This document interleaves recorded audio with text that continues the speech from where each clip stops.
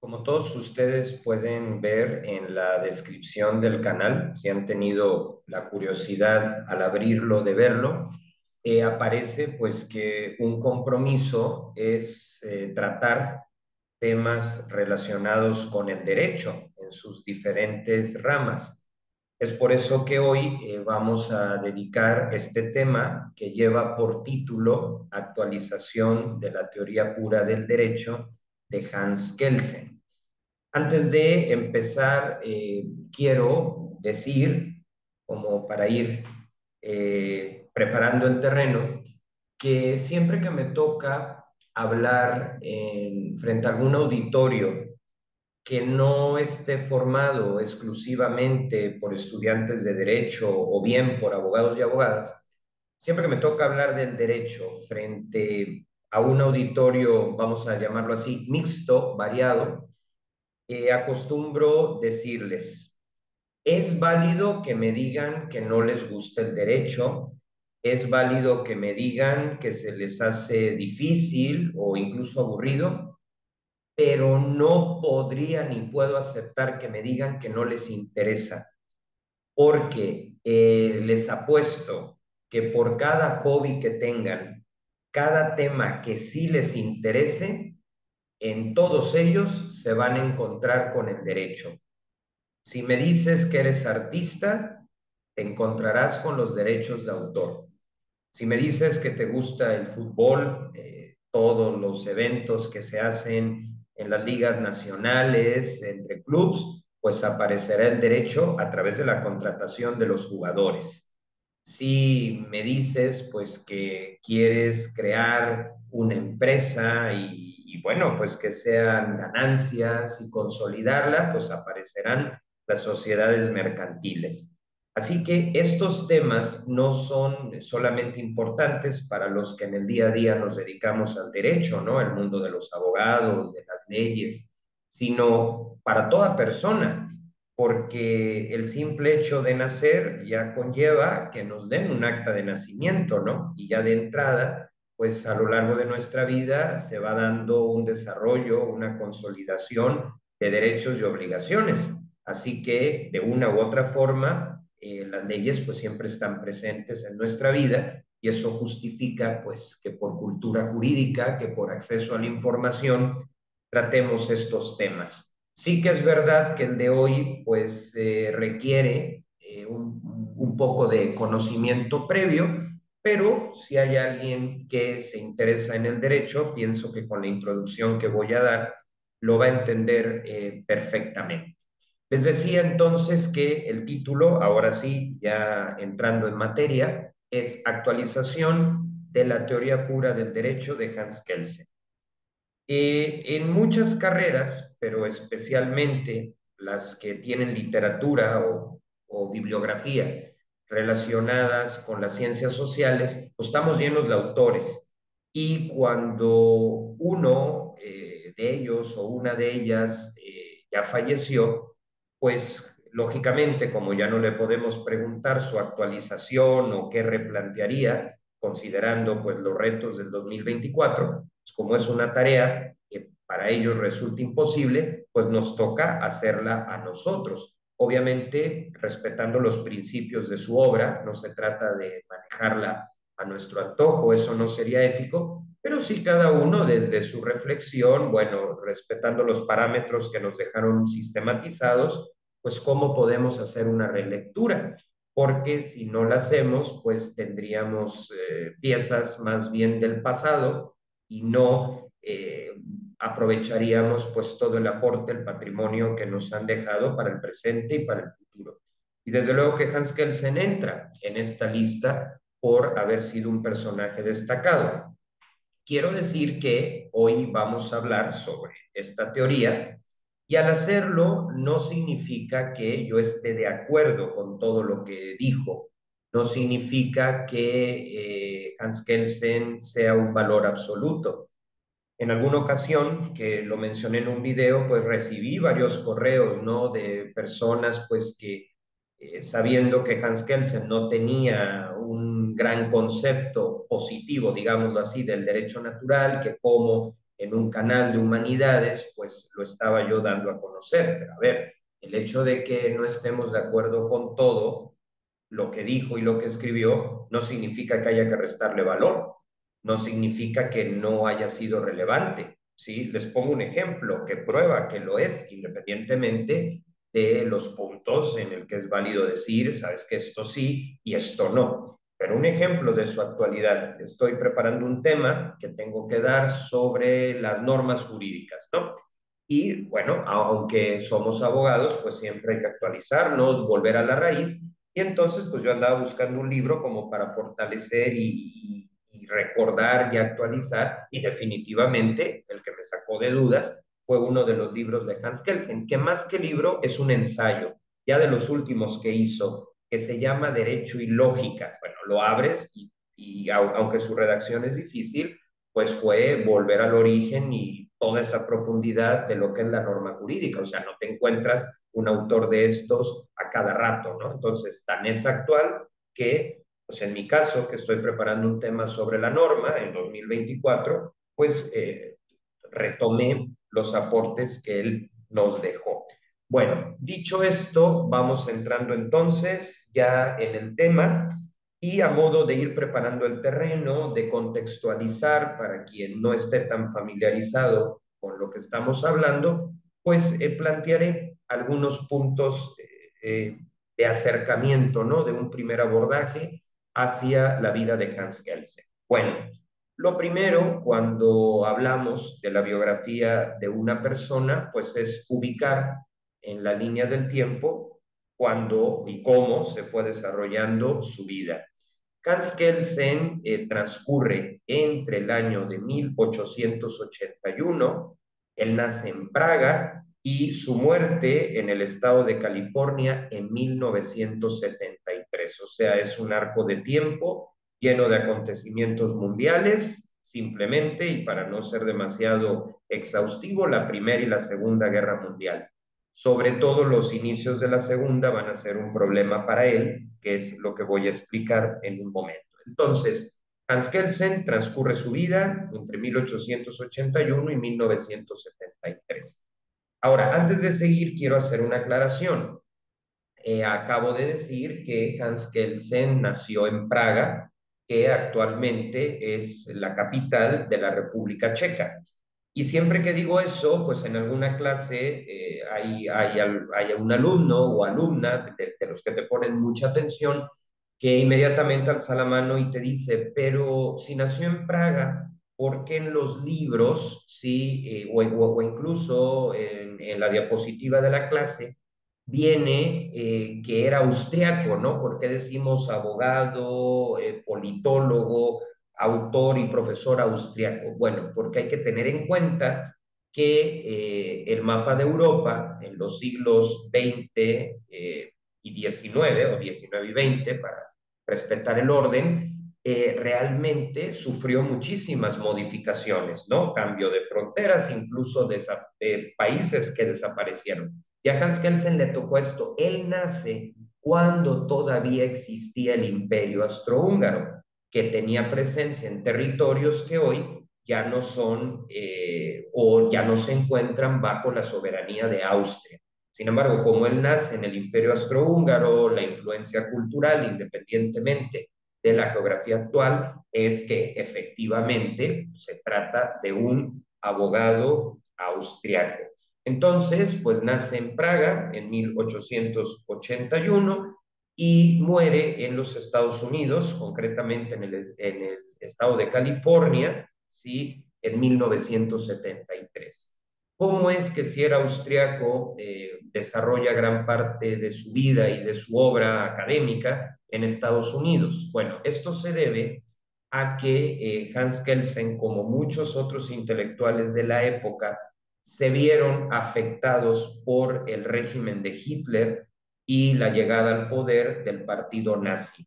Hans Kelsen tuvo que huir para salvar su vida y, como muchos, vio en Estados Unidos esa posibilidad y de hecho lo logró. Incluso recibió la nacionalidad estadounidense pues, en recompensa por toda su obra, su reflexión jurídica, que hoy por hoy por lo menos en las facultades de Derecho occidentales, pues sigue siendo un autor de cabecera, ¿no? Hay quienes dicen que ya está rebasado, que habría que dar vuelta de hoja, pero bueno, como les digo, habrá cosas y hay cosas en las que ya fue superado, pero hay muchas otras, como les digo, este ensayo del derecho y la lógica, que son más actuales ahora que en su tiempo. Entonces hay que saber hacer una valoración, sopesar muy bien. Entonces, de entrada, bueno, ya aclaramos su nacionalidad, el por qué se va a Estados Unidos, pero antes de tener que dejar su país,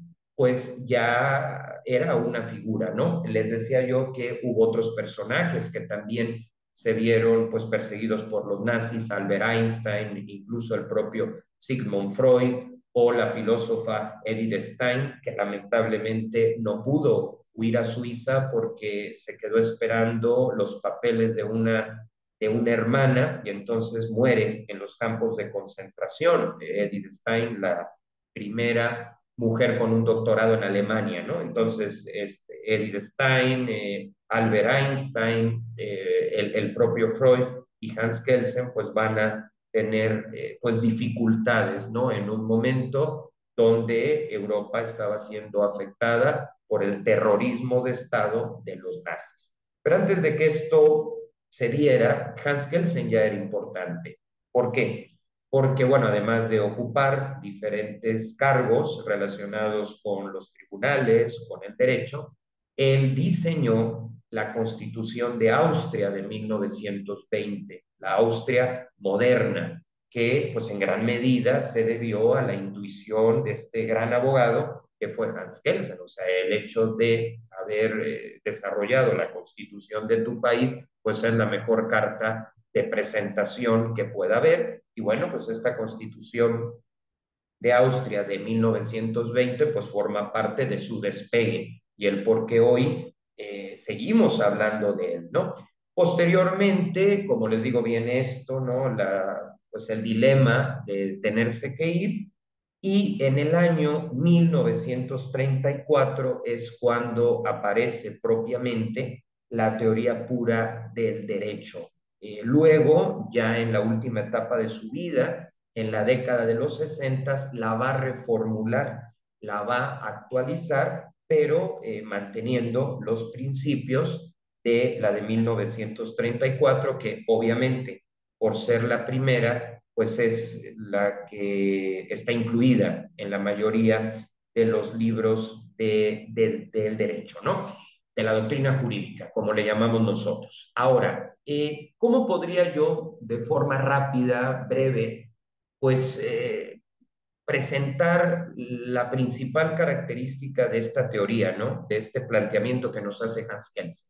Pues de una forma concreta, para no cansarlos, la teoría pura del derecho básicamente dice que la ciencia jurídica se basta a sí misma, o sea, que el derecho para llevar a cabo su tarea no depende ni debe depender de otras ciencias o disciplinas. En concreto, Hans Kelsen declara la independencia entre el derecho y la ética, entre el derecho y la moral, entre el derecho y la religión y entre el derecho y la política. Incluso en algunas de sus páginas, incluso habla de una sana autonomía entre el derecho y el resto de las ciencias sociales. Esto, pues claro, siempre ha suscitado polémica porque es como una clasificación dentro de la clasificación, pero así la planteaba él. Dicho esto, pues entramos en la discusión permanente que hay sobre su teoría. Y yo creo que aquí, como cualquier otro autor de peso, pues hay que hablar de contexto, aciertos y errores. ¿Por qué la insistencia de Hans Kelsen de la autonomía del derecho? Pues la respuesta está en el contexto que le tocó vivir.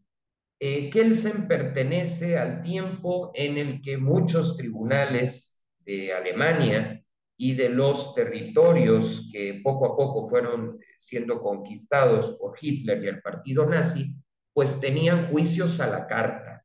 donde en vez de hacer uso de pruebas, pues las sembraban, obviamente, de forma ilegal, a través de una ideología política. Entonces, claro, que él se envió en esa mezcla de una ideología racista como era el nazismo y el derecho, pues el peligro de la supervivencia de nada más y nada menos que de la justicia, de la impartición de justicia, de sentencias pues verdaderamente sustentadas en los derechos humanos. Entonces, claro, cuando vives algo de eso, pues es lógico que quieras una autonomía total para que el derecho recupere su libertad, los juristas, y por eso habla de la importancia de la Constitución y de un tribunal que le interprete, el Tribunal Constitucional, etcétera, pues porque quería esa autonomía. Entonces, realmente hay una explicación contextual a ese acento que él pone, subrayando que el derecho se basta a sí mismo. ¿Por qué? Por la situación extrema de guerra y de terrorismo de Estado, pues que se veía en las principales cortes, bueno, en este caso europeas, por toda la dictadura, el régimen de Hitler, ¿no? Entonces, de entrada, sí hay una explicación basada en el contexto, ¿no? Y que esto justifica mucho de lo que dijo. Ahora, aquí tenemos que dar paso a que tiene aciertos, ¿sí? Por ejemplo, un juez a la hora de hacer la valoración previo a dictar sentencia, pues tiene que basarse en las pruebas y no en rumores, no en teorías, incluso no en absolutizar su propia subjetividad, ¿no? O sea, vamos a suponer, un juez que tenga una ideología política de izquierda, ¿sí? No tiene por qué dictarle más años de prisión de los que le corresponden, ¿sí? A alguien que resulta culpable solo porque está afiliado a un partido político que al juez en turno no le gusta. O sea, en ese sentido, Hans Kelsen tiene razón en que la valoración de pruebas es la base. La valoración de pruebas, por supuesto, desde las normas y de los enunciados jurídicos, porque él distingue entre norma y enunciado. Entonces, claro, si el juez se va a dejar llevar por sus preferencias políticas y no por la valoración de las pruebas, pues estamos ante un sistema que no funcionaría. Entonces, en ese sentido, sí tiene razón en que no hay que mezclar una cosa con la otra, ¿no? ¿Por qué? Porque al final de cuentas se puede llegar a una injusticia. Con este ejemplo, pues diríamos que tiene un acierto clave, ¿no? Y que prácticamente su obra, pues va más hacia en la línea de acertar. Ahora, cosas que podemos criticar, pues sí, desde luego, también como todo autor, pues se puede disentir, ¿no? Y una de las cosas es que cuando él separa el derecho de la ética, pues deja al derecho en riesgo de ser manipulado. Voy a poner un ejemplo. Cuando él observa y critica a los jueces nazis, obviamente con justa razón, el juicio de valor que hace sobre ese sistema de impartición de justicia corrupto no le viene del derecho, le vino de la ética, porque en el derecho positivo, o sea, el creado por el ser humano de ese tiempo, sí estaba autorizado los horrores que estaban haciendo. Entonces, si Hans Kelsen hubiera aplicado su propia teoría de que el derecho se basta a sí mismo, no habría encontrado desde dónde criticar las atrocidades, porque la norma las justificaba. Entonces, una norma puede ser injusta, no debe, pero puede darse el caso.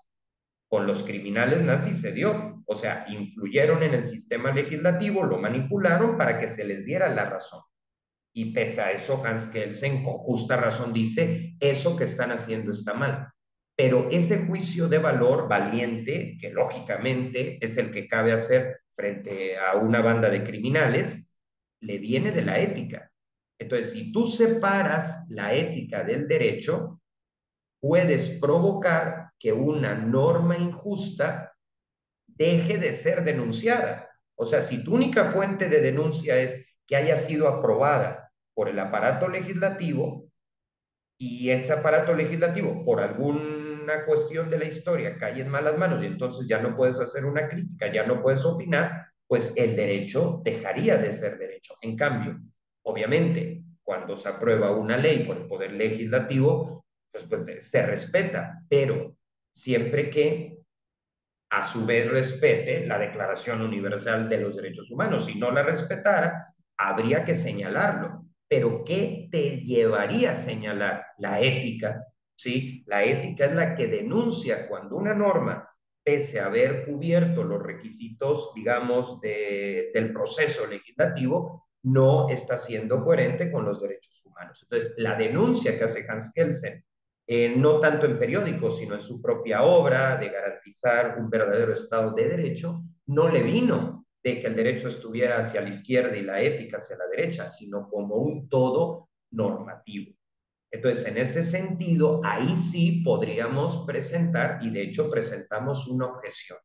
Un derecho sin ética podría dejar de ser derecho. ¿Por qué? Porque el que una norma pase por el proceso legislativo no necesariamente tiene un certificado de justicia. Es decir, de entrada lo tiene, pero si vemos que va en contra de los derechos humanos, ahí la ética tiene que alzar la voz y decir, esto no va. ¿Sí? Claro, la gran mayoría de nuestros países, afortunadamente, la gran mayoría, ¿sí? Pues sí, pasan por el proceso legislativo y son coherentes con los derechos humanos. Entonces ahí pues se obedece. Pero cuando hay esta situación, la ética alza la voz. Y también, claro, el derecho, ¿no? A través de los medios de protección de la Constitución, como puede ser una acción de inconstitucionalidad, que también fue parte de las propuestas de Hans Kelsen y que se mantienen hasta el día de hoy. Pero supongamos que no existieran o que por alguna crisis política esos medios de protección estuvieran en crisis, pues queda la voz ética, voz que él quiere separar paradójicamente de lo que pretende defender. Entonces, por un lado, aquí tenemos, ¿por qué esta autonomía? Uno, por el contexto que vivió, lo cual es válido porque percibió una necesidad clave. Segundo, ¿cuál es el acierto?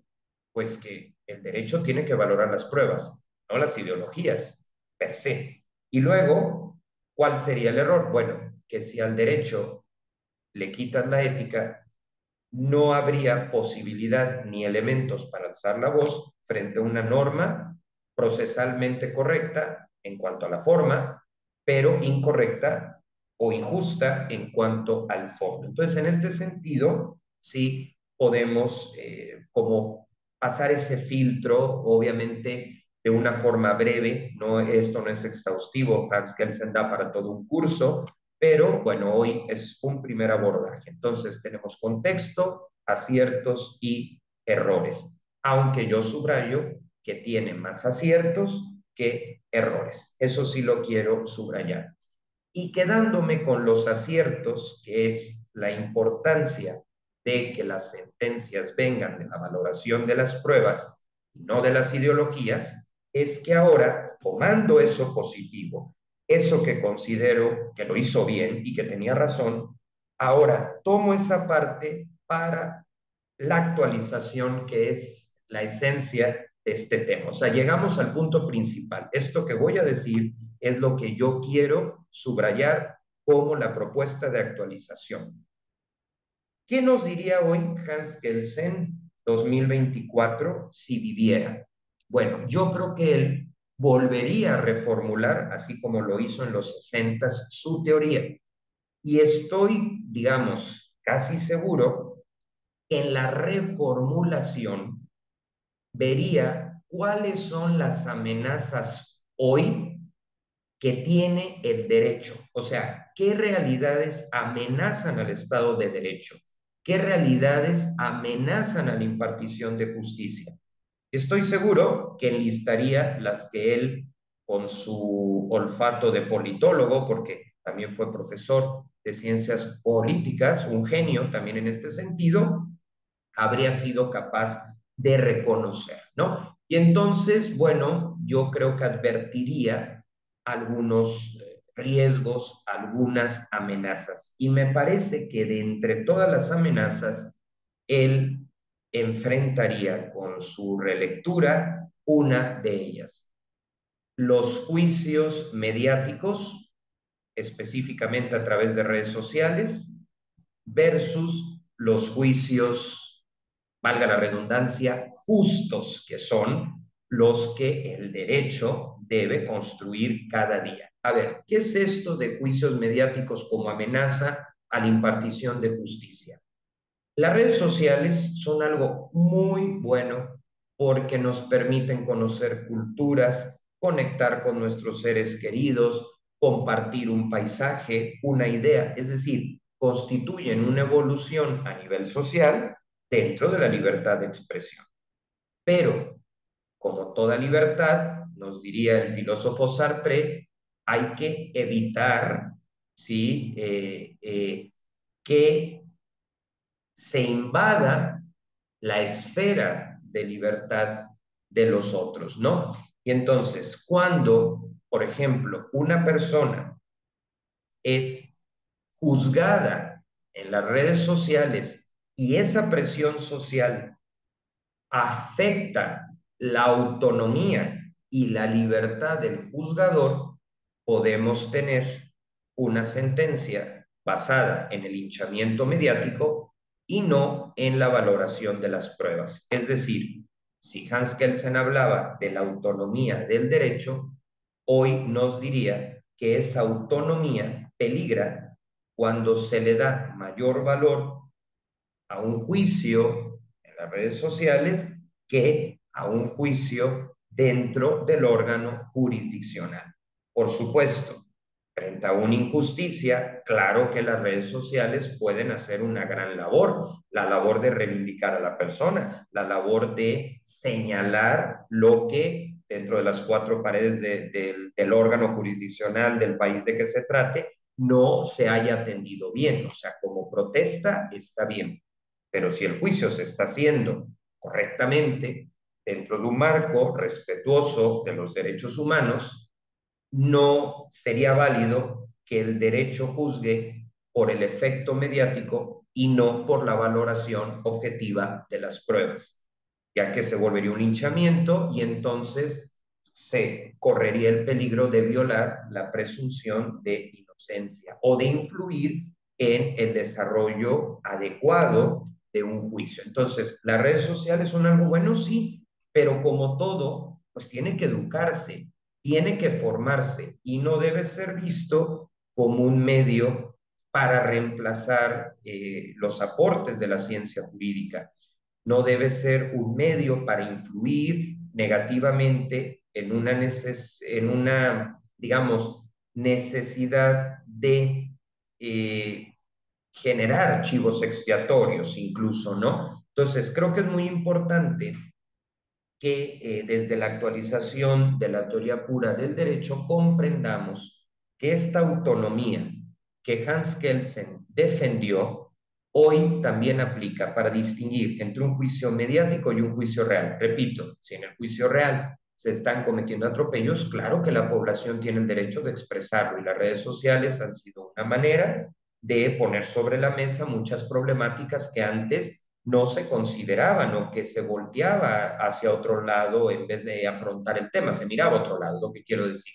Entonces, en ese sentido sí, pero cuando están destruyendo la inocencia objetiva de una persona, bueno, ahí el derecho estaría perdiendo su autonomía y eso pues nos pondría a todos como sociedad en un pues estado de indefensión. Entonces me parece que una relectura de la teoría pura del derecho no es caer en el rechazo que el positivismo muchas veces hace al naturalismo. Creo que hoy podemos entender que el derecho positivo debe llegar hasta donde el derecho natural, que no depende de la voluntad del ser humano, le permite. Creo que ese debate como tal ya es una cuestión superada, ya no se trata de decir yo soy 100% positivista, sino más bien decir soy positivista, pero consciente de la realidad del naturalismo.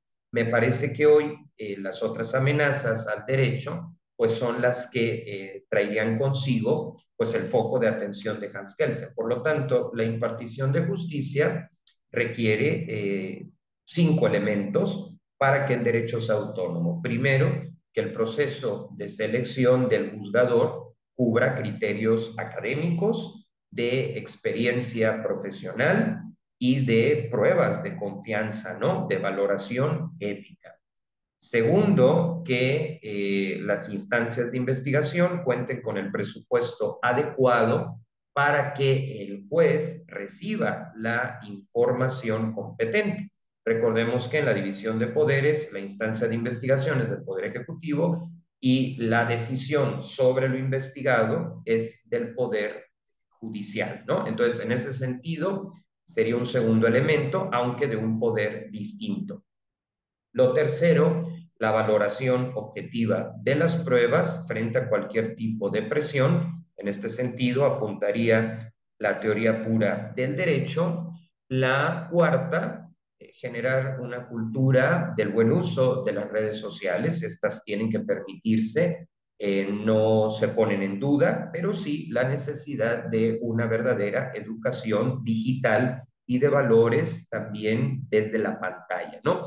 Y el último elemento que es muy importante, bueno, seguir interpretando, profundizando en lo que es la autonomía del derecho para la protección, pues, de todas las personas y que podamos, desde el derecho, pues, construir una sociedad donde sea posible vivir, donde sea posible desarrollarse y, bueno, encontrar los cauces adecuados para la realización de la persona. Platón decía, yo estoy de acuerdo que el Estado, bueno, cuando tiene justicia, con estos elementos que acabo de mencionar, contribuye a la felicidad de las personas. Y esto no es una idea cursi, es una idea filosófica bien fundamentada, porque claramente el orden jurídico pues contribuye al desarrollo de nuestra vida y si nuestra vida se desarrolla, pues la palabra felicidad no resulta ajena. Pues dicho esto, podemos entonces concluir que la teoría pura del derecho respondió a un contexto que tiene más aciertos que errores o puntos de crítica, aunque estos últimos existen, ya lo he dicho, la ausencia de la ética frente a una norma injusta sería algo grave, y que como conclusión corresponde tomar los aciertos que los tiene, pero actualizando los nuevos retos que enfrenta la autonomía del derecho y que de forma muy concreta y de forma muy práctica, pues todos los que nos relacionamos con este tema estamos convocados a dialogar y sobre todo a proponer desde la doctrina y también desde una visión procesal, pues para que el derecho siga contribuyendo pues a todas las sociedades del mundo, ya que se construyan en buenos términos.